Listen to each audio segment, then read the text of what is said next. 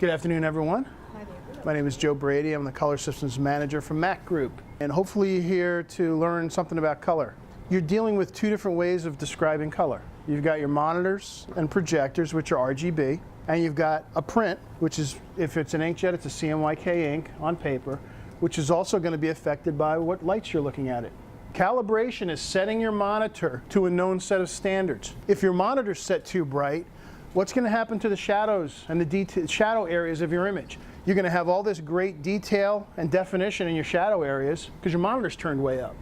Then you go out to print, it all goes black and muddy. Profiling means creating a known set of response for how your monitor displays color. For example, your monitor's a little blue.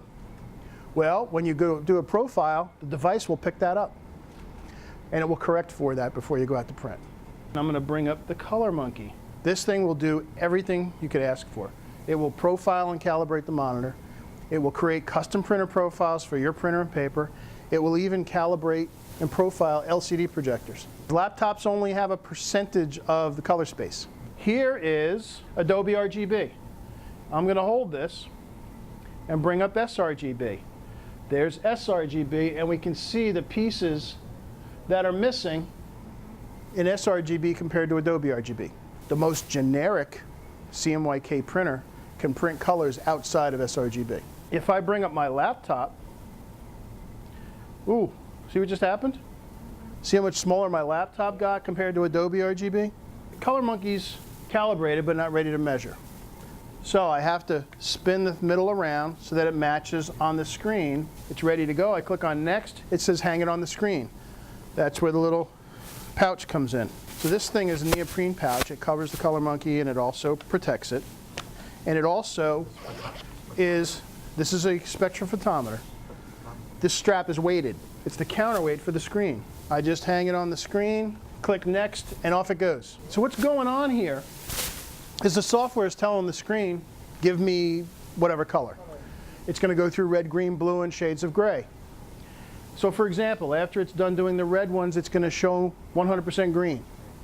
The spectrophotometer in here then reads that color. Invariably, what happens is what it reads is not exactly what it's been told. When do you want to redo it? You can set it anywhere from 1 to 4 weeks.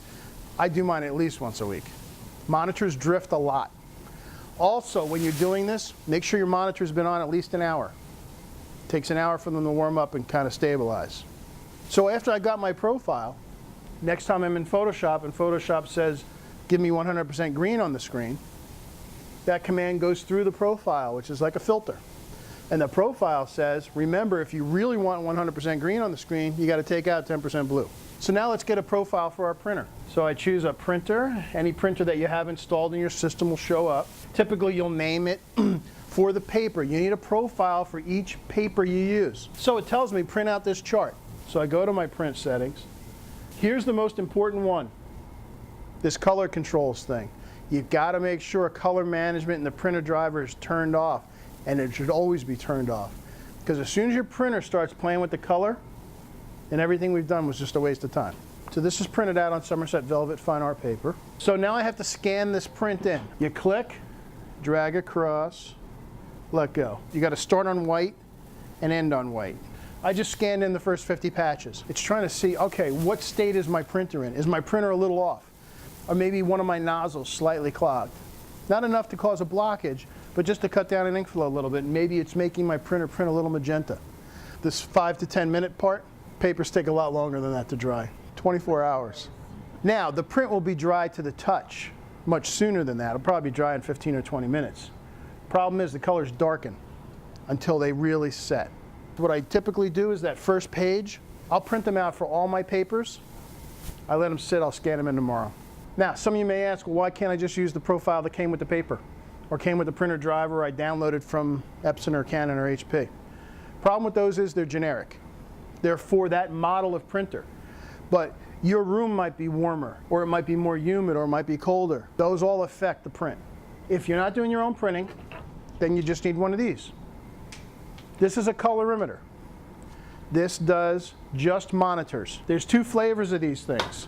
The i1 Display LT and the i1 Display 2. The main difference between the LT and the 2 is the 2 will get your monitor brightness under control. LT does not do that. Okay, so I'm going to open an image. I want to see how it's going to print before I go to print. So it's under View, Proof Setup, Custom. Here's where I want to see how it's going to print. So I go to my device to simulate, and I tell it the profile. Now there's two different rendering intents that you're going to use: perceptual and relative colorimetric. My paper can't do two things. It can't print 100% black, meaning 0, 0, 0.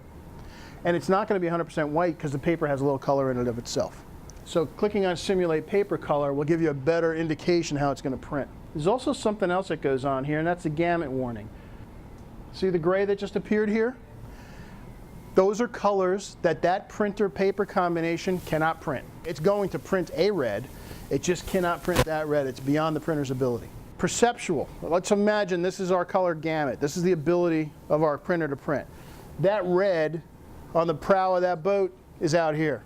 Perceptual takes that red, moves it into the circle of the ability, and it pushes the other colors out of its way so that the relationship between that red and the other reds stays the same. Relative colorimetric takes that red, sticks it in, doesn't move any of the other colors. Now I print it. The default on color handling